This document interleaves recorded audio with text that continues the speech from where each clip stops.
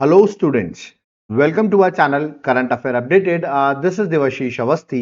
और जैसे आपको पता है संडे का दिन है और संडे के दिन हम कवर करते हैं अपनी वीकली करंट अफेयर्स को। ओके, और आज जो हम वीक कवर करने वाले हैं वो है 13 अप्रैल से लेके 28 अप्रैल तक की सारी करंट अफेयर्स एमसीक्यू फॉर्मेट में मैं आज आपके लिए एक सिंगल लेक्चर में कवर करूंगा। ओके, तो चलिए इस लेक्चर को स्टार्ट करते हैं। बट आज मैं बता दूं, आज मॉर्निंग में हमारा लेक्चर नहीं आया, थोड़ा लेट हो गया है।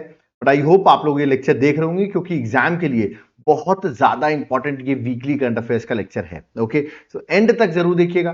जिन्होंने मेरे डेली करंट अफेयर्स लेक्चर्स देखे हुए हैं उनके लिए बहुत अच्छा रिवीजन की तरह हेल्प करेगा और कुछ हम नए क्वेश्चंस भी ऐड करते हैं, इसे लेक्चर को एंड तक आपको जरूर देखना है। ओके, लेक्चर को स्टार्ट करते हैं। वीडियो को लाइक कर जरूर कर दीजिए जिसमें मैं आपके लिए ऐसे ही हर वीक ये वीकली करंट अफेयर्स का लेक्चर्स लाता रहूं। ओके, तो चलिए इस लेक्चर को स्टार्ट करते हैं। देखिए, स्टार्ट करने से पहले मैं आपको बता दूं, आपको अगर एग्जाम क्रैक करना है तो आपके लिए मैंने एक बुकलेट बना दी है 10 मंथ करंट अफेयर्स। 10 मंथ क्यों? क्योंकि एग्जाम में 10 to 12 मंथ्स आपसे क्वेश्चंस पूछे जाते हैं, ठीक है। और पुरानी करंट अफेयर्स पढ़ना बहुत दिक्कत में आती है और एग्जाम में क्वेश्चन आते हैं एमसीक्यू फॉर्मेट में। तो उसी को देखते हुए जुलाई से लेके अप्रैल तक की सारी करंट अफेयर्स मैंने एमसीक्यू फॉर्मेट में कन्वर्ट कर दी है और इसमें टोटल क्वेश्चंस होंगे 1800 क्वेश्चंस, जहां पर आपको क्वेश्चंस, डायग्राम्स, एक्सप्लेनेशन तीनों चीजें मिलेंगी। आप इजीली इसको गो थ्रू कर लीजिए और एग्जाम में चले जाइए। याद रखिएगा, मेरा ये मानना है क्वेश्चंस के साथ साथ डिस्क्रिप्शन भी पढ़िएगा क्योंकि कुछ चीजें हम डिस्क्रिप्शन में डिटेल में मेंशन करते हैं। ओके, और अगर आपने इस बुकलेट को सॉल्व कर ली तो एग्जाम में एक क्वेश्चन भी आपका बाहर से नहीं आएगा। तो आप सोचोगे सर बुकलेट मिल कैसे सकती है 10 मंथ्स की? तो ये मेरा आपको व्हाट्सएप नंबर दिख रहा होगा, इस पर आप व्हाट्सएप कर दीजिए, हम आपको डिटेल्स बता देंगे कैसे आप बाय कर सकते हैं। और अगर आप एप्लीकेशन से बाय करना चाहते हैं तो एप्लीकेशन का नाम है देवाशीष क्लासेस, जिसका लिंक मैंने डिस्क्रिप्शन बॉक्स में दे रखा है। वहां पर आप जाओगे, आपको वहां पर ये कोर्स मिलेगा, करंट अफेयर्स का कोर्स। ओके, ये आपको मेरे एप्लीकेशन में मिलेगा। इसको आपको तुरंत जाकर बाय कर लेना है। क्यों? क्योंकि जो मैंने अभी आपको नोट्स बताए वो तो मिलेंगे ही, प्लस आपको नोट्स की क्लासेस भी मिल जाएंगी। और अभी एक हमारा ऑफर चल रहा है 40% ऑफ का। याद रखिए, जो ऑफर ओवर होने वाला है, जल्दी से जाकर 1,000,040 कूपन कोड लगाओ, 40% आपको ऑफ मिल जाएगा। ओके, और एक बार जाकर आप इसका कंटेंट चेक कर लेना। देखना, आप कंटेंट देखोगे ना किस तरह प्रॉपर्ली हमने अरेंज कर रखा है, आप खुद ही इस कोर्स को बाय कर लोगे, ठीक है। और आपको सिर्फ पीडीएफ चाहिए तो ये नीचे मेरा व्हाट्सएप नंबर दिया हुआ है, इस पर आप व्हाट्सएप करके पीडीएफ को बाय कर सकते हैं। ओके, तो चलिए आज का लेक्चर स्टार्ट करते हो। देखते हैं वीकली करंट अफेयर्स में आज के वीक में क्या क्या चीजें एग्जाम के लिए इंपॉर्टेंट है। Let's start. सबसे पहला question, on which date world liver day 2025 is celebrated? हम वर्ल्ड लीवर डे कब सेलिब्रेट करते हैं, ये मैंने आपसे डायरेक्टली डेट पूछी हुई है। फिर आपको ये भी पता होना चाहिए इस बार वर्ल्ड लीवर डे जो है उसकी थीम क्या है। देखिए, इसको हम सेलिब्रेट करते हैं, ऑप्शन नंबर ए जो है करेक्ट आंसर है। 19 अप्रैल को वर्ल्ड लीवर डे सेलिब्रेट किया जाता है। ऑफ कोर्स क्यों सेलिब्रेट कर रहे हैं? जो लीवर हेल्दी रहे आपका, उसकी अवेयरनेस बताने के लिए, डिसीज से प्रिवेंट रहे, ठीक है, हेल्दी लाइफस्टाइल आप अपनाएं, तो ये सारी अवेयरनेस जो है वो वर्ल्ड लीवर डे के दिन हम सेलिब्रेट करते हैं, ठीक है। और 19 अप्रैल को वर्ल्ड लीवर डे सेलिब्रेट किया जाता है। इस बार की थीम क्या थी? थीम है फूड इज मेडिसिन। देखिए कितनी सिंपल सी थीम है, फूड इज मेडिसिन, ये आपको याद रखना है, ठीक है। करेक्ट आंसर ऑप्शन में ए है, 19 अप्रैल। Next question number second, recently which international naval force under operation Atalanta has proposed a joint naval exercise with Indian navy? तो ये जो एक्सरसाइज है ऑपरेशन अटलांटा, देखिए अभी तो कंडक्ट नहीं की जा रही है, मई के अराउंड ये कंडक्ट की जाएगी एक्सरसाइज, बट अभी अनाउंस हुई है। तो कौन सी international naval force Indian navy के साथ कोलैबोरेट कर रही है अटलांटा एक्सरसाइज के लिए, ऑपरेशन अटलांटा के लिए? ठीक है, सर करेक्ट आंसर है यूरोपियन यूनियन नेवल फोर्स। तो करेक्ट आंसर ऑप्शन में डी है, यूरोपियन यूनियन नेवल फोर्स और इंडियन नेवी, याद रखिए जॉइंट एक्सरसाइज करेंगे, इसका नाम होगा ऑपरेशन एटलांटा, ठीक है। ऑफ कोर्स मैरीटाइम कोऑपरेशन के लिए एक्सरसाइज रहेगी जो कि एंड ऑफ मई 2025 में वेस्टर्न इंडियन ओशन और रेड सी, मतलब आप अगर देखेंगे आपका अरेबियन सी यहां पर है और रेड सी वाला पार्ट यहां पर है, यहां पर कंडक्ट की जाएगी। ओके, चलिए, तो correct answer option number D है। Next question number third, this is very important question. देखिए, how many medals were India won by the Indian athletes at the 6th Asian under 18 athletics championship 2025? और मैं आपको बता दूं ये championship हो रही थी सऊदी अरेबिया में। कहां हो रही थी? सऊदी अरेबिया में हो रही थी। मैंने पूछा इंडिया ने कितने मेडल्स यहां पर जीते हैं। खास बात है, इंडिया ने एक गोल्ड मेडल जीता है, ठीक है, वो बहुत न्यूज में भी आ गया एक गोल्ड मेडल किसको मिला है। वो मिला है इस पर्सनालिटी को। मैं इसके बारे में आपको बताऊंगा। पहले बताइए टोटल मेडल्स इंडिया ने कितने जीते हैं। तो एक गोल्ड मेडल जीता, टोटल जीते 1-1, that is 11 medals total India ने जीते हैं। करेक्ट आंसर ऑप्शन में बी है। 11 मेडल्स में से बता दूं, एक गोल्ड है, 5 सिल्वर है और 5 ब्रॉन्ज मेडल है। ठीक है, तो याद रखिए चैंपियनशिप 15 अप्रैल से लेकर 18 अप्रैल तक सऊदी अरेबिया में कंडक्ट की गई।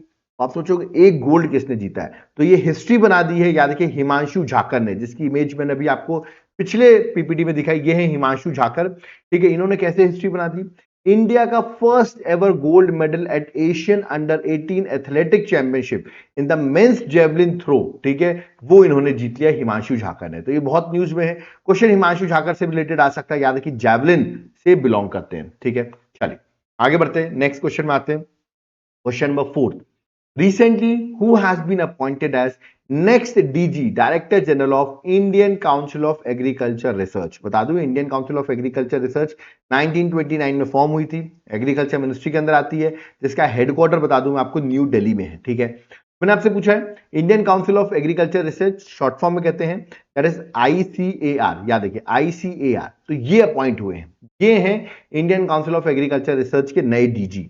इनका नाम आपको बता दूं, करेक्ट आंसर ऑप्शन में ए है, doctor Mangilal Jatt.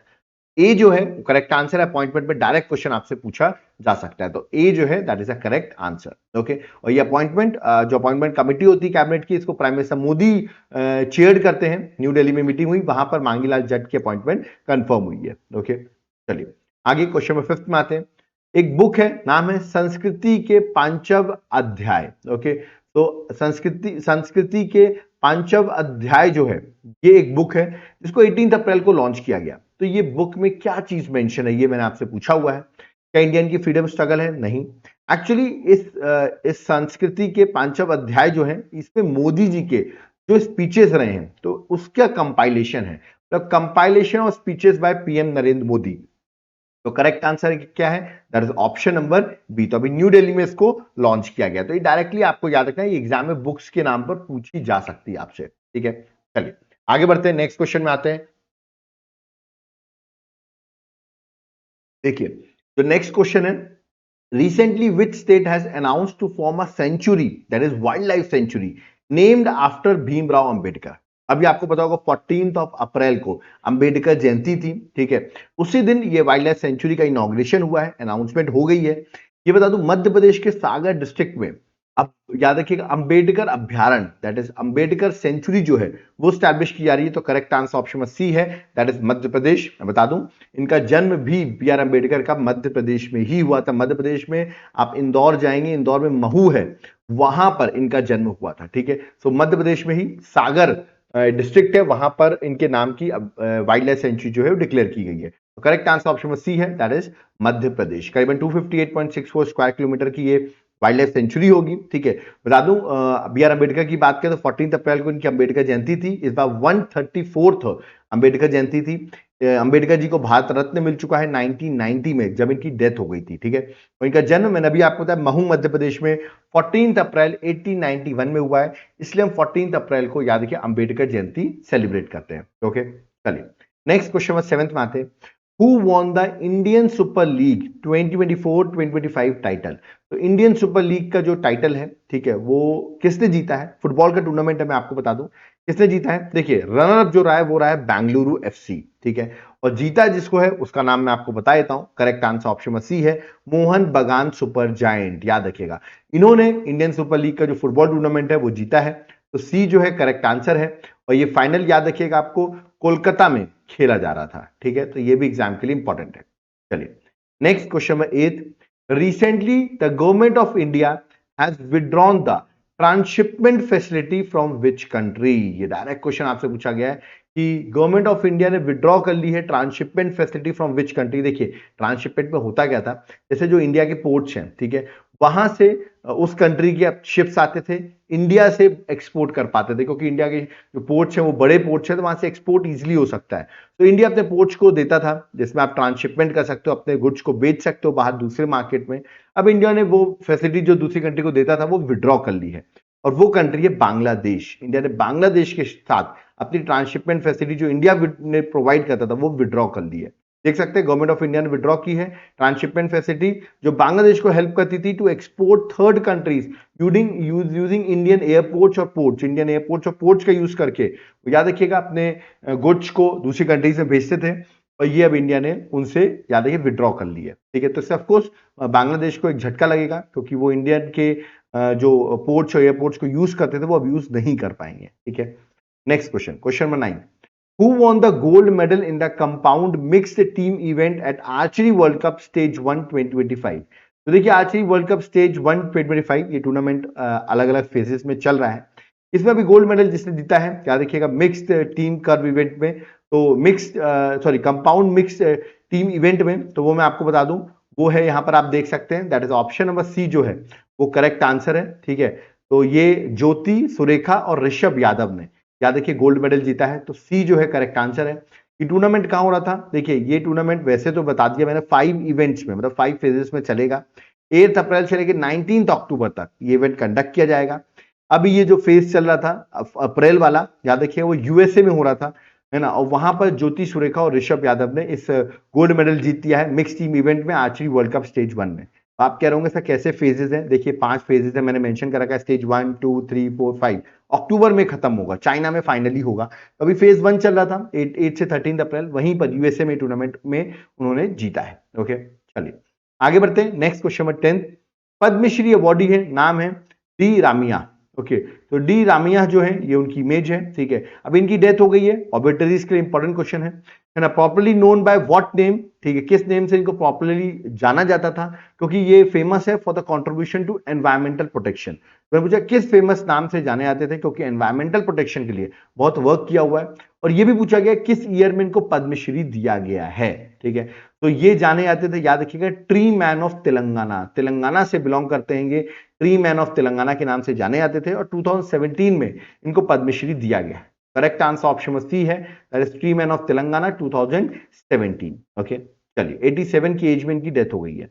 Next question 11, which airport was crowned the world's best airport for the 13th time according to ranking of Skytrax World Airport Award 2025? तो किसको ये मिला है और 13th टाइम वो वर्ल्ड का याद रखिएगा बेस्ट एयरपोर्ट बना है। तो इसका करेक्ट आंसर मैं इमेज दिखा देता हूं, जो लोग सिंगापुर गए होंगे उन्होंने इस एयरपोर्ट को जरूर देखा होगा। करेक्ट आंसर है Singapore Changi airport. Changi airport बहुत फेमस एयरपोर्ट है और ये रैंक 1 पे रहा है, तो correct answer option number B है। ओके चलिए अब आप सोचोगे सर ये हमाद का इंटरनेशनल एयरपोर्ट जो कि बहुत फेमस है ये रैंक 2 पे रहा है, ठीक है। तो ये भी आपको याद रखें रैंक 2 पर है, फर्स्ट पर जो है दैट इज, और हमाद का इंटरनेशनल एयरपोर्ट दोहा का है, टोक्यो 3rd नंबर पर रहा है जो कि जापान में है। ओके चलिए next question number 12, recently which state Ryndia silk और खासी हैंडलूम इनको जीआई टैग दिया गया। तो मैंने पूछा किस स्टेट से बिलोंग करते हैं जिनको जीआई टैग दिया गया है। देखिए खासी आपको गारो खासी जयंतिया हिल्स के बारे में पता होगा, तो मेघालय आप यहां से आंसर लगा सकते हैं। करेक्ट आंसर ऑप्शन ए है, तो रेंडिया सिल्क और खासी हैंडलूम मेघालय से इनको जीआई टैग मिला है, तो correct answer option number A है। Okay next question number 13, justice Arun Pali became the chief justice of which high court. तो मैंने पूछा है जस्टिस अरुण पाली जो है वो अभी चीफ जस्टिस बने हैं, किस हाई कोर्ट के चीफ जस्टिस बने हैं, डायरेक्ट क्वेश्चन है ये। और ये चीफ जस्टिस बने हैं जम्मू एंड कश्मीर और लद्दाख हाई कोर्ट के, याद रखिएगा। तो ए जो है करेक्ट आंसर है, यहां के याद रखिएगा चीफ जस्टिस बने हैं, तो A is the correct answer. Okay आप मुझे बता दिए जम्मू एंड कश्मीर के लेफ्टिनेंट गवर्नर कौन है, ये आप मुझे कमेंट बॉक्स में बताइए, ठीक है, क्योंकि अभी ये न्यूज में भी चल रहे हैं, ठीक है। उमर अब्दुल्ला जी ने कुछ बातें बोली हैं, तो आप मुझे कमेंट बॉक्स में बताइए कि उमर अब्दुल्ला तो सीएम है, लेफ्टिनेंट गवर्नर कौन है जम्मू एंड कश्मीर के, ये आप मुझे कमेंट बॉक्स में मेंशन करके बताइए। Okay next question number 14, recently एक फेमस कथक डांसर है और पद्म विभूषण भी मिल चुका है, अवॉर्डी नाम है दैट इज कुमुदनी लाखिया, पास द वे इन अहमदाबाद, इनकी भी डेथ हो गई, गुजरात की है ये, ठीक है। ऑन 12 अप्रैल 2025 इनको पद्म विभूषण किस ईयर मिला, मैं आपको बता दूं इस बार 2025 के ईयर में 7 लोग को पद्म विभूषण मिला था, जिनमें से ये भी एक थी, मतलब 2025 में इनको पद्म विभूषण मिला है। ये इनकी इमेज, कथक की याद एक बहुत फेमस डांसर है, पद्म विभूषण मिला है टोटल 7 लोगों को, उनमें से ये एक रही हैं, ठीक है। आप मुझे कमेंट बॉक्स में 7 में से एक तो मैंने बता दिया इनकी डेथ हो गई अभी कुमुदनी लाखिया की। ओके आप मुझे जो 6 बचे हैं उनमें से कोई भी एक नाम जिनको पद्म विभूषण मिला है कमेंट बॉक्स में मेंशन करके बताओ, देखते किस किस को याद है, ठीक है। नहीं याद है तो सर्च करके एक जरूर मेंशन करना। ओके यहाँ पे करेक्ट आंसर 2025 5 है। ओके, देख सकते हैं इनको संगीत नाटक एकेडमी अवार्ड मिल चुका है, पद्मश्री भी, पद्म भूषण भी, और इस साल पद्म विभूषण भी दिया गया है। Okay, next question number 15, on which date world Chagas disease day 2025 is celebrated.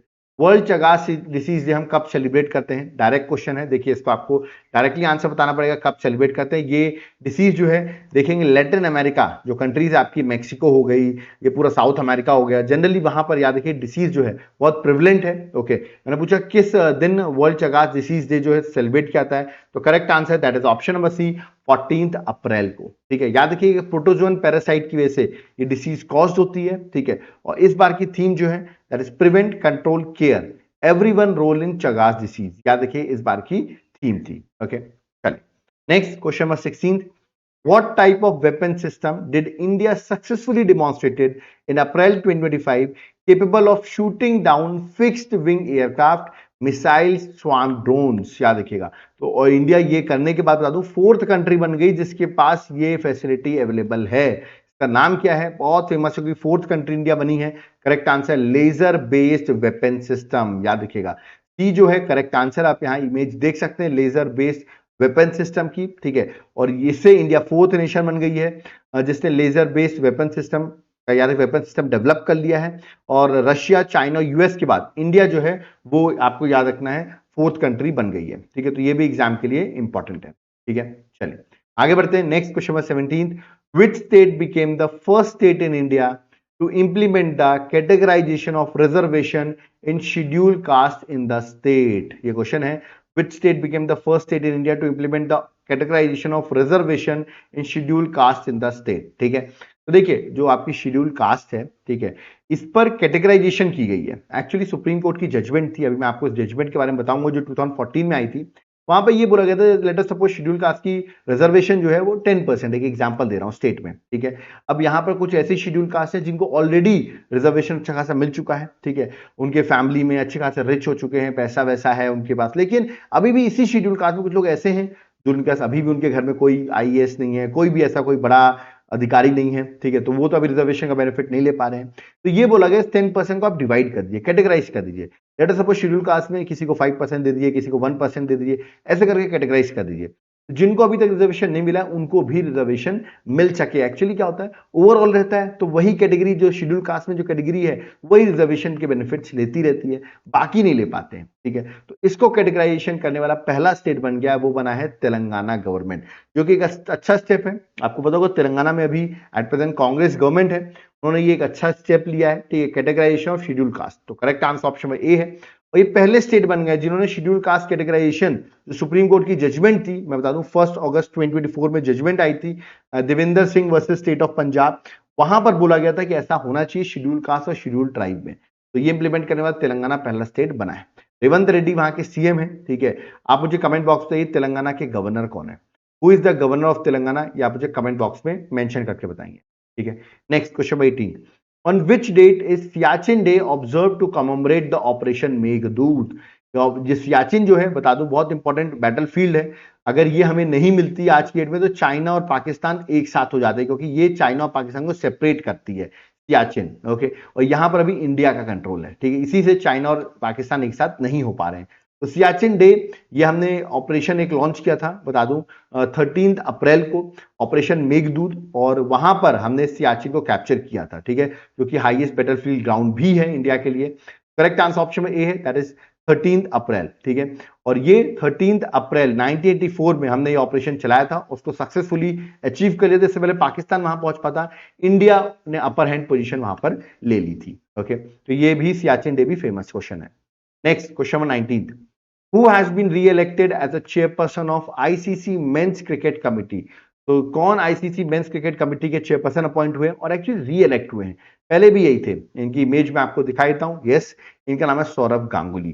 तो डी जो है करेक्ट आंसर है, सौरभ गांगुली आपको याद कर री इलेक्ट हुए हैं chairperson of ICC men's cricket committee. Okay, और ये फर्स्ट 2021 में अपॉइंट हुए थे और वापस ये री इलेक्ट हो गए हैं। Okay, next question number 28, what is the name of new land record management portal launched by Telangana government. तो एक new land record management portal जो है वो तेलंगाना गवर्नमेंट ने लॉन्च किया है। मैंने पूछा उसका नाम क्या है, ये है रेवंत रेड्डी जो वहां के सीएम है, और इस पोर्टल का नाम है भू भारती। तो करेक्ट आंसर ऑप्शन में डी है, दैट इज भू भारती पोर्टल। और ये पोर्टल क्या करेगा, मतलब लैंड रिकॉर्ड मैनेजमेंट को सिंपल, ट्रांसपेरेंट और एक्सेसिबल करने में हेल्प करेगा। ठीक है, तो आपको बेसिक इतना ही याद रखना है। ठीक है, next question number 21, what is the name of the platform launched by QNU Labs for the cyber security in April 2025? तो QNU Labs ने कौन सा प्लेटफॉर्म जो है वो लॉन्च किया है, ये मैंने आपसे पूछा हुआ है, for cyber security in April 2025। ठीक है, तो ये प्लेटफॉर्म आपको बताना है कि what is the name of the platform जो लॉन्च किया गया है। तो इस प्लेटफॉर्म का नाम है क्यू शील्ड, याद रखिएगा। बी जो है करेक्ट आंसर है। वर्ल्ड क्वांटम डे के दिन, वर्ल्ड क्वांटम डे में बता दूं 14 अप्रैल को हम सेलिब्रेट करते हैं, और उसी दिन ये क्यू शील्ड जो है वो लॉन्च किया गया।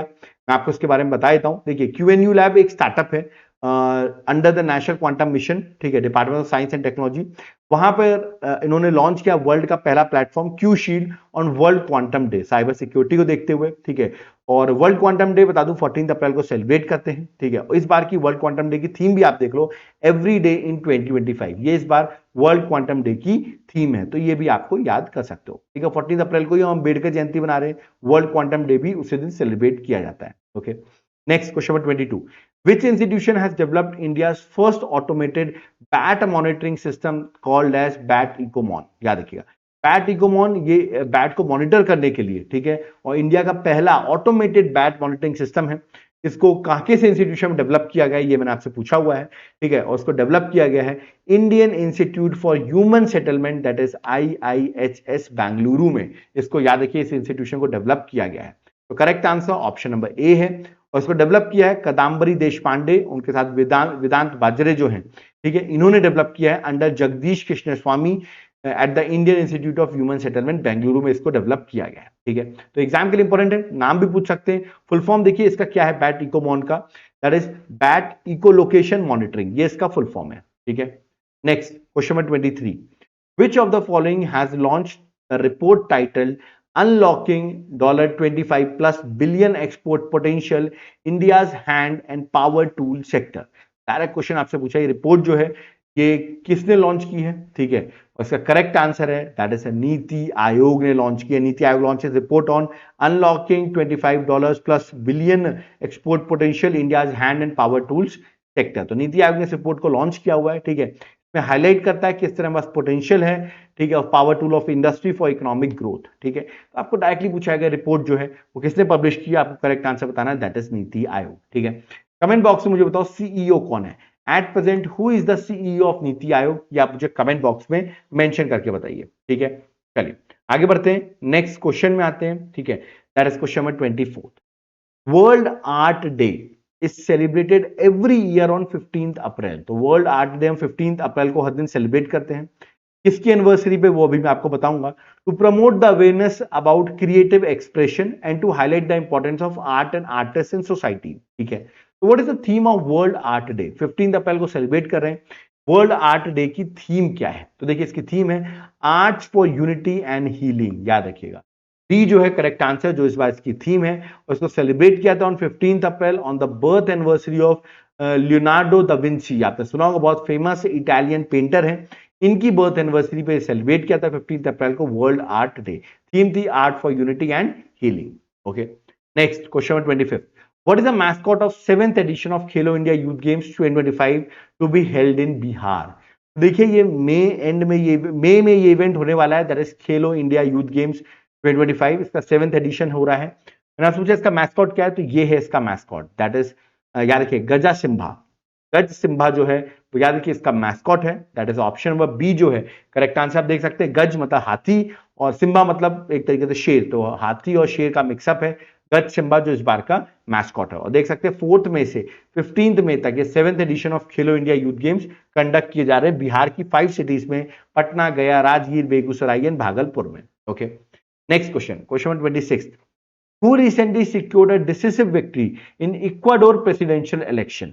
तो इक्वाडोर में बता दूं आपको, साउथ अमेरिका में कंट्री है इक्वाडोर, वहां पर अभी प्रेसिडेंशियल इलेक्शन में कौन, मैंने आपसे पूछा है, डिसिसिव विक्ट्री जो है वो हासिल किया है। इमेज में आपको दिखाया, तो ये है उनकी इमेज, इनका नाम है डैनियल नोबा। याद रखिए डैनियल नोबा जो है उनका नाम है, इन्होंने याद रखिए आपको इक्वाडोर का प्रेसिडेंशियल इलेक्शन जीता है। इक्वाडोर मैंने भी आपको बताया अच्छा कंट्री इन साउथ अमेरिका।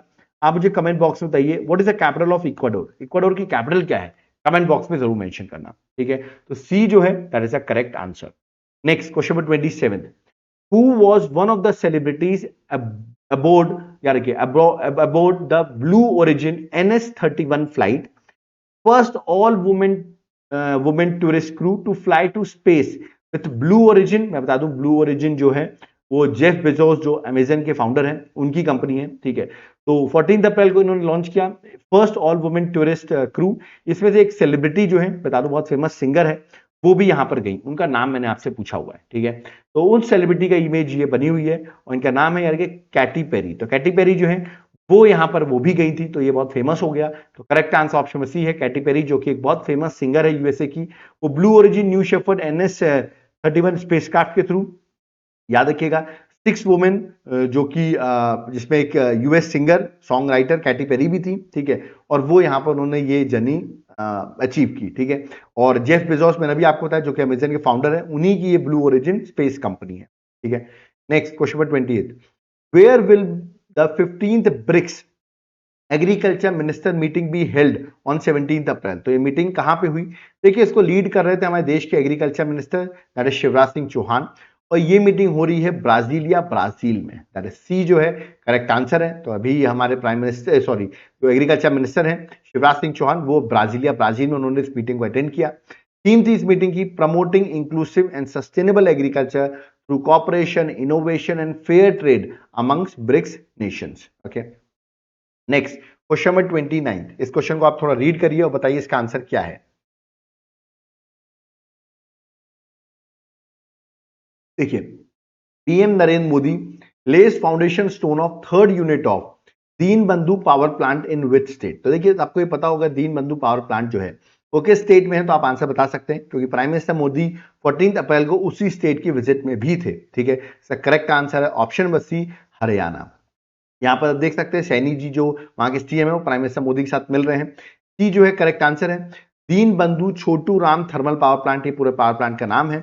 इसका थर्ड यूनिट जो है करीबन 800 मेगावाट का फाउंडेशन स्टोन जो है पीएम मोदी ने हरियाणा में 14 अप्रैल को रखा।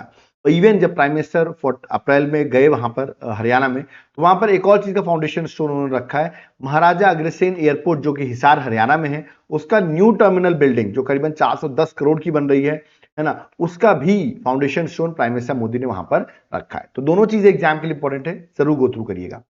Next question number 38, who hold the record of highest individual score by an Indian in IPL history. IPL history में देखिए सबसे ज्यादा स्कोर जो है वो तो देखा जाए तो ब्रेंडन मैकुलम का है, ठीक है, जो कि एक फॉरनर है, एक न्यूजीलैंड के प्लेयर है। बट मैंने पूछा इंडियन का सबसे ज्यादा आईपीएल हिस्ट्री में 18वां साल चल रहा है आईपीएल का, आपको पता होगा 18th आईपीएल चल रहा है, तो उसमें हाईएस्ट स्कोर किसका है? का करेक्ट आंसर है अभिषेक शर्मा, और इसी आईपीएल में उन्होंने ये रिकॉर्ड बना दिया है और पूरा आईपीएल हिस्ट्री का रिकॉर्ड बन गया। अभिषेक शर्मा जो है इनका 141 का स्कोर है 2020 क्रिकेट में आईपीएल में, जिन्होंने वर्ल्ड रिकॉर्ड बना दिया by individual highest score by an Indian. Okay, next question question number 31, as per ACI that is airport council international, याद रखिएगा airport council international world report 2024, what is the rank of Delhi airport as the busiest airport in the world। तो Delhi airport busiest airport in the world बन गया है, तो आपको बताना कौन से नंबर का है। देखिए नंबर 1 पे तो नहीं है, अभी हम नंबर 9th पर हैं, याद रखिए बिजिएस्ट एयरपोर्ट में रैंक 9th है हमारी दिल्ली एयरपोर्ट की, जो कि सबसे ऊपर है इंडिया के पर्सपेक्टिव से। और ओवरऑल रैंक 1 पर कौन है? वो है एटलांटा, जो यूएसए का एयरपोर्ट है वो रैंक 1 पर है, जबकि दुबई का एयरपोर्ट जो है वो रैंक 2 पर है, ठीक है। और इंडिया का जो बिजिएस्ट एयरपोर्ट है वो है दिल्ली, बहुत भीड़ रहती कभी आप जाना, बहुत बिजी एयरपोर्ट है ये, ठीक है। चलिए next question number 32, who has been recommended as 52nd Chief Justice of India with effect from 14th May 2025। तो मतलब 24 मई 2025 से ये देश के 52nd चीफ जस्टिस बनने वाले हैं। इनका नाम आपको बताना है, ये है उनकी इमेज, इनका नाम है जस्टिस BR गवई। तो आपके नए चीफ जस्टिस होंगे जस्टिस BR गवई। अभी एट प्रेजेंट जो चीफ जस्टिस हैं 51st वो है संजीव खन्ना, 13th मई तक यही रहेंगे और 14th मई के बाद जस्टिस BR गवई जो हैं वो चीफ जस्टिस बन जाएंगे। तो करेक्ट आंसर ऑप्शन सी है जस्टिस BR गवई। ओके, नहीं, और ये रहेंगे कब तक बता दूं, नवंबर 23 नवंबर 2025 तक, याद रखिएगा ये 52nd चीफ जस्टिस रहेंगे। Next question number 33, who has been appointed as chairperson of Indian weightlifting federation athletics commission. याद रखिएगा तो कौन अपॉइंट हुए chairperson of Indian weightlifting या Indian weightlifting federation athletic commission के चेयरपर्सन कौन appoint हुए, ये मैंने आपसे क्वेश्चन पूछा हुआ है। ऑप्शंस आपके सामने दिए गए हैं, you have to tell the correct answer. Correct answer है दैट इज मीराबाई चानू। ये सिल्वर मेडल भी जीत चुकी हैं टोक्यो ओलंपिक्स में, डायरेक्ट 2020 में जो टोक्यो ओलंपिक्स हुआ था, और ये अभी चेयरपर्सन अपॉइंट हो गई Indian weightlifting federation athletic commission की। तो करेक्ट आंसर ऑप्शन बी है, that is Mirabai Chanu. Okay, next question number 34, on which train has Indian railway introduce first ever on board ATM in April 2025। तो देखिए railway में train में ही ATM लगा दिया गया है, तो ये कौन सा पहला रेलवे बना है, रेलवे ने किस पहली ट्रेन में ये फैसिलिटी लगाई है और आगे चल के और भी लगाई जाएंगी, याद रखिएगा। तो इसका करेक्ट आंसर पंचवटी एक्सप्रेस में।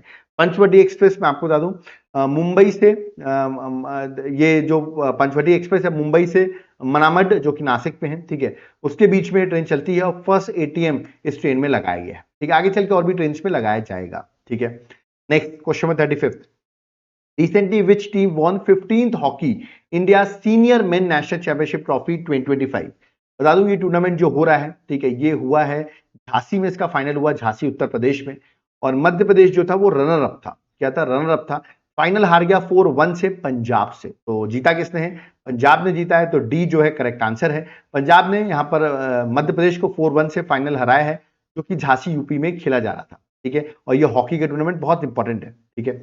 Next question number 36. Recently, which state set up a Korean Joseph Committee to review center-state relation?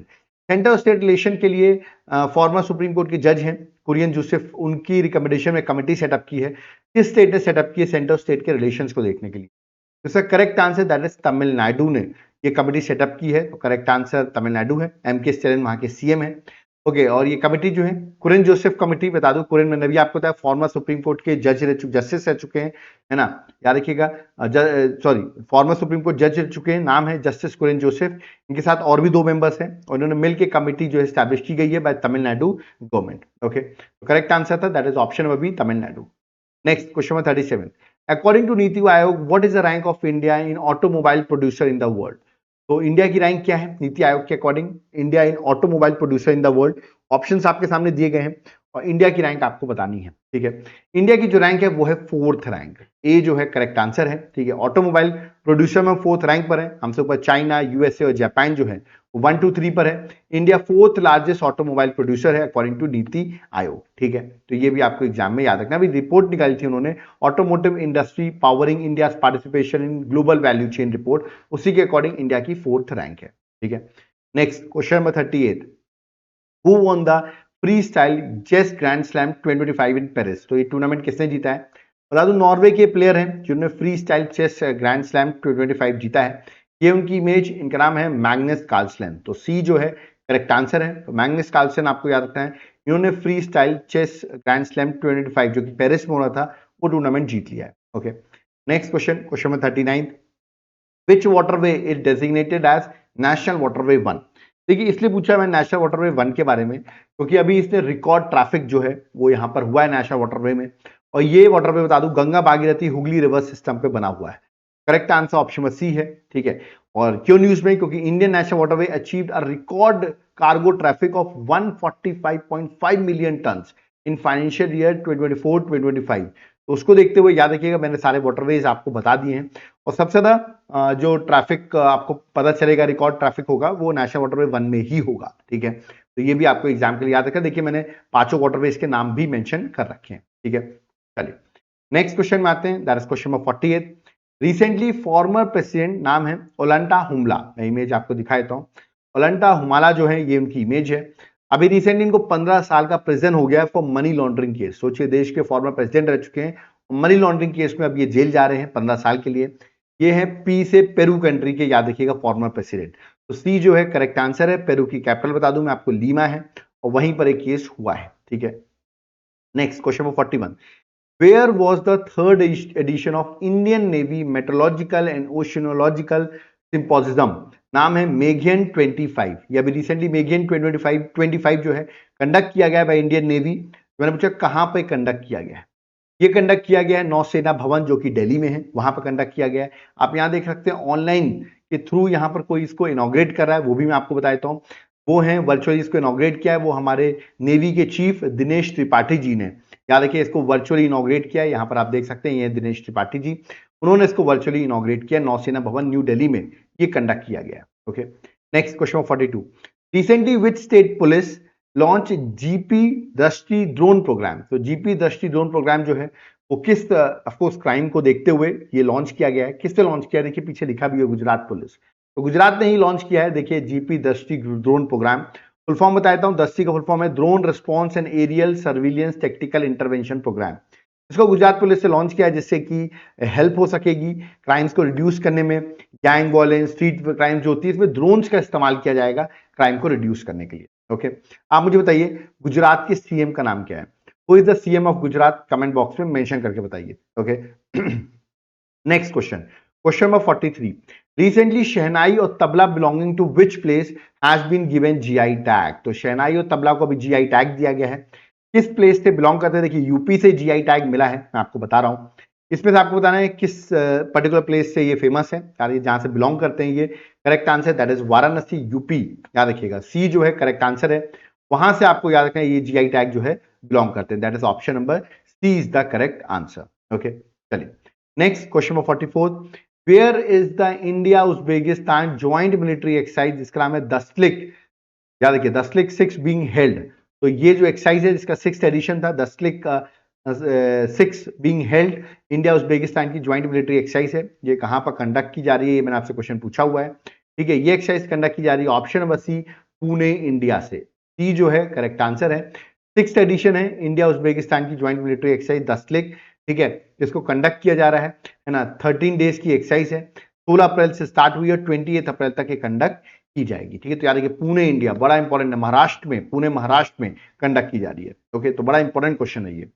Next question 45, in which event Inder Singh Suruchi, ये है सौरभ चौधरी, ये है win the gold medal at ISSF World Cup 2025। बता दो इसका second stage जो है वो पेरू में चल रहा है। ठीक है, अभी तो ये बहुत लंबा वर्ल्ड कप है, ठीक है, अक्टूबर तक कंप्लीट होगा, अलग अलग फेजेस में हो रहा है।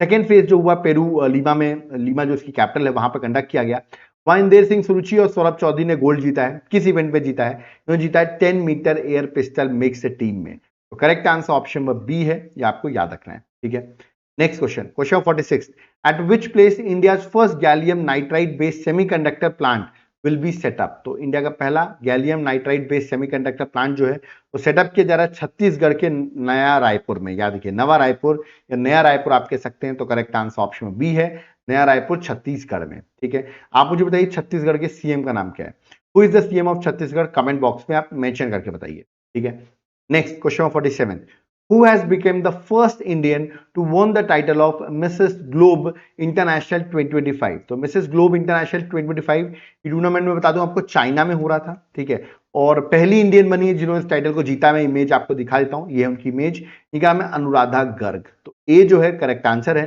अनुराधा गर्ग ने इसको टूर्नामेंट को जीता है, मिसेस ग्लोब इंटरनेशनल 2025 जो कि चाइना में हो रहा था। ओके, तो ये आपको याद रखना है।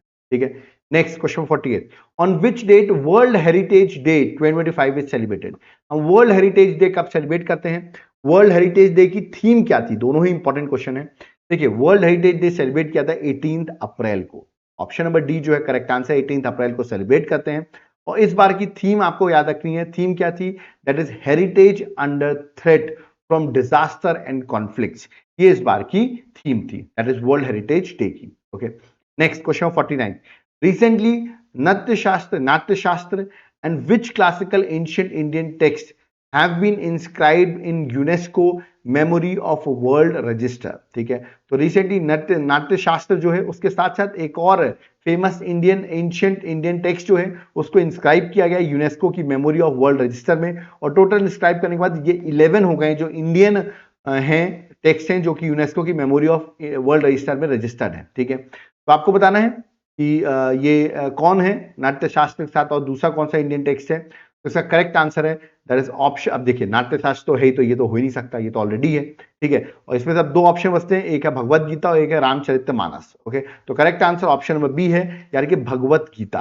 तो भगवत गीता जो है करेक्ट आंसर ऑप्शन बी है, देख सकते हैं नाट्यशास्त्र और भगवत गीता इसको इंस्क्राइब किया गया यूनेस्को की मेमोरी ऑफ वर्ल्ड रजिस्टर में, याद रखना है। और इसको ऐड करने के बाद, सॉरी 11 नहीं 14 हो गए हैं, ठीक है, मैंने 11 बोल दिया, ठीक है, इसको सही करिए, ये 14 हो गए हैं। After adding these two total 14 हो गए यूनेस्को की मेमोरी वर्ल्ड रजिस्टर में जो रजिस्टर्ड है from Indian side. Okay, culture minister हमारे गजेंद्र सिंह शेखावत ने 18 अप्रैल को ये अनाउंस भी किया हुआ है। ये एग्जाम के लिए इंपॉर्टेंट है। और नाट्य शास्त्र आपको बताओ भारत मुनि ने लिखी है, ये भी बहुत फेमस क्वेश्चन है। नाट्य शास्त्र रिटन बाय हुम, ऐसा क्वेश्चन आ सकता है, तो Bharat Muni is the correct answer. Okay, चलिए नेक्स्ट क्वेश्चन में आते हैं, that is question 58। A 2-day conclave titled, नाम क्या है, Buddha Dhamma and culture of North East India will be held in which state. देखिए 21 अप्रैल को होने वाला है Buddha Dharma and culture of North East India, जहां पर ये बताएगा बुद्धिज्म का जो स्प्रेड है नॉर्थ ईस्ट इंडिया में, उसके बारे में। याद रखिए ये इवेंट कॉन्क्लेव जो है कंडक्ट किया जा रहा है, 2 दिन का कॉन्क्लेव है। तो किस स्टेट में कंडक्ट किया जा रहा है, ये कॉन्क्लेव जो है कंडक्ट किया जा रहा है अरुणाचल प्रदेश में। ए जो है करेक्ट आंसर, आप यहां देख सकते हैं। 2 दिन का कॉन्क्लेव है, that is Buddha Dhamma and culture of North East India, जो कि अरुणाचल प्रदेश में 21 अप्रैल से कंडक्ट किया जाएगा। इसका एजेंडा क्या है कि बुद्धिज्म का इंपैक्ट और spread north east of India में, उसको हाईलाइट करना। और इसको ऑर्गेनाइज कर रहा है इंटरनेशनल बुद्धिस्ट कॉन्फेडरेशन, और उसके साथ मिनिस्ट्री ऑफ कल्चर मिलकर कोलैबोरेट करके इस इवेंट को ऑर्गेनाइज कर रहे हैं। ठीक है, आप मुझे बताइए अरुणाचल प्रदेश के गवर्नर का नाम क्या है, who is the governor of Arunachal Pradesh, ये आप मुझे कमेंट बॉक्स में मेंशन करके बताएंगे। ठीक है, तो ये थे आज के टॉप 50 क्वेश्चन जो इस वीक के थे, मैंने सारे कवर कर दिए हैं। ठीक है, आई थिंक आपको सारे क्वेश्चन आपने सॉल्व कर लिए होंगे। अब आप सोचोगे क्या सर ये 50 क्वेश्चन सॉल्व करने से पूरा एग्जाम निकल जाएगा हमारा, तो 50 क्वेश्चन से नहीं निकलेगा, क्योंकि 50 क्वेश्चन तो एक वीक के क्वेश्चन है। एग्जाम में तो 10 मंथ की करंट अफेयर से आपसे क्वेश्चन पूछे जाएंगे ना, उसके लिए क्या करोगे, तो ये लीजिए, उसके लिए मैं एक बुकलेट दे देता हूं आपको। ठीक है, जुलाई से लेकर अप्रैल तक की सारी करंट अफेयर्स एक जगह पर। ठीक है, और वो भी एमसीक्यू फॉर्मेट में। एमसीक्यू फॉर्मेट में क्यों, क्योंकि एग्जाम में तो देखिए एमसीक्यू फॉर्मेट में ही क्वेश्चन आएगा। तो यहां पर 1800 एमसीक्यूज मैं आपको दूंगा, इनको आप सॉल्व करिए। दिन में अगर 200 भी सॉल्व करोगे 9 दिन में खत्म हो जाएंगे पूरे एमसीक्यूज। ठीक है, तो आप इसको बुक को ले सकते हो, जहां पर आपको डिस्क्रिप्शन भी मिल रहा है, इमेजेस भी मिल रही है, और इजिली आप गो थ्रू करिए। सारी करंट अफेयर्स एक बुकलेट में हमने प्रोवाइड कर रखी है। मिलेगी कैसे, ये आपको मेरा व्हाट्सएप नंबर दिख रहा है, इस पर आप व्हाट्सएप कर दीजिए, हम आपको डिटेल्स बता देंगे कैसे आप बाय कर सकते हैं। और अगर आप एप्लीकेशन से बाय करना चाहते हैं तो एप्लीकेशन का नाम है देवाशीष क्लासेस, इसका लिंक हमने डिस्क्रिप्शन बॉक्स में दे दिया है। एप्लीकेशन में जाना, वहां पर आपको ये कोर्स मिलेगा, करंट अफेयर्स का कोर्स। इसको आपको तुरंत जाकर बाय कर लेना है। क्यों, क्योंकि जो मैंने अभी आपको नोट्स बताया वो तो मिलेंगे ही, प्लस आपको नोट्स की क्लासेस भी मिल जाएंगी, और अभी 40% का ऑफ भी आपको इस कोर्स में मिल जाएगा। इस कूपन कोड को आप लगा सकते हैं। ठीक है, और मैं आपको बता दूं, एक बार जाकर आप इस कोर्स का कंटेंट तो चेक करना, किस तरह प्रॉपर्ली हमने कंटेंट बनाया हुआ है। डेली भी है, वीकली भी है, मंथली भी है, कंपाइलेशंस भी है, टॉपिक वाइज भी है, सब कुछ प्रिंटेबल फॉर्मेट में, आपको पीडीएफ है, सब कुछ अवेलेबल है। एक बार जाकर कंटेंट चेक करो, खुद ही बाय कर लोगे आप कोर्स। और आपको सिर्फ पीडीएफ चाहिए, कोर्स नहीं चाहिए, तो इस नंबर पर व्हाट्सएप करके भी आप बाय कर सकते हो। ठीक है, तो यहां पर मेरा लेक्चर तो कंप्लीट होता है, बट मैं आपको बताऊंगा, देखो एग्जाम को अगर आपको क्वालिफाई करना है ना, तो 3 चीजों पर आपको हमेशा ध्यान रखना। आप कहेंगे सर वो 3 चीजें क्या है, पहली है आपकी करंट अफेयर्स। ठीक है, दूसरा है आपका स्टैटिक जीके का पार्ट। स्टैटिक जीके में देखो सारे सब्जेक्ट आ जाते हैं, पॉलिटी, हिस्ट्री, ज्योग्राफी वगैरह सब आ जाता है। और तीसरा होता है इन सब्जेक्ट्स जितने भी मैंने बताया, पॉलिटी, ज्योग्राफी, इन सबके एमसीक्यू प्रैक्टिस। ये तीनों अगर आपकी स्ट्रांग है तो एग्जाम आपका कोई नहीं रोकेगा। तो इस तीनों का कोई आपका सोल्यूशन है क्या, बिल्कुल है। मेरे एप्लीकेशन में तीनों का एक कोर्स बना हुआ है, कॉम्बो कोर्स। ठीक है, आप इस कोर्स को बाय करिए, तीनों चीज आपको मिल जाएंगी। प्रैक्टिस करिए, एग्जाम में चले जाओ, कोई चीज आपको इससे बाहर देखने को नहीं मिलेगी। और अगर आपका इनमें से कुछ पार्ट अच्छे हैं तो आप इंडिविजुअल भी इन कोर्स पार्ट को खरीद सकते हो। ठीक है, और जिनको सिर्फ जनरल स्टडीज चाहिए, जनरल स्टडीज मतलब sir polity, geography, history, economics, इन सबको डिटेल्स में पढ़ना है सर हमको, क्योंकि हमारे एग्जाम में डिटेल में आता है जीएस, तो आप इसका भी कोर्स अवेलेबल है। इसके अंदर कॉम्बो ऑफर भी इंक्लूड हो जाएगा, तो आप जाकर जनरल स्टडीज का कोर्स भी एप्लीकेशन से बाय कर सकते हैं। अगर आपको इन कोर्सेज को बाय नहीं करना, सिर्फ पीडीएफ चाहिए, तो व्हाट्सएप नंबर मैंने आपको पहले बता दिया है, इस पर आप व्हाट्सएप करके बाय कर सकते हैं। ठीक है, तो ये लेक्चर यहाँ पर कंप्लीट होता है। देखिए आज का लेक्चर थोड़ा लेट आया, बट आई होप आप लोग इस लेक्चर को भी उतना प्यार दोगे। कभी कभी थोड़ा थोड़ा हम बिजी हो जाते हैं। देखिए मैं हमेशा वैसे 6 AM पे लेक्चर बनाता हूँ, स्टार्ट थोड़ा सा लेट हो गया, तो आई थिंक आप मुझे इस बात के लिए माफ करेंगे। ठीक है, और वीडियो को हमारे वैसे ही लाइक करेंगे जैसे आप पहले करते आए हैं, वीडियो को वैसे ही शेयर करेंगे अपने फ्रेंड्स के साथ जैसे आप पहले करते आए हैं, और चैनल में फर्स्ट टाइम आए हो सब्सक्राइब कर लो, एक बार चैनल को विजिट कर लो। एग्जाम पर्सपेक्टिव से आपके लिए बहुत इंपॉर्टेंट रोल प्ले करेगा आपका ये चैनल, जो कि हर दिन अपडेट होता है। ओके, तो अब यहाँ पर हमें चलना होगा। आई होप आपको हर चीज समझ में आ गई होगी। कोई डाउट क्वेरी है कमेंट बॉक्स में आप कमेंट कर सकते हैं। ओके, तो थैंक यू एवरीवन। जय हिंद, जय भारत, जय जगन्नाथ।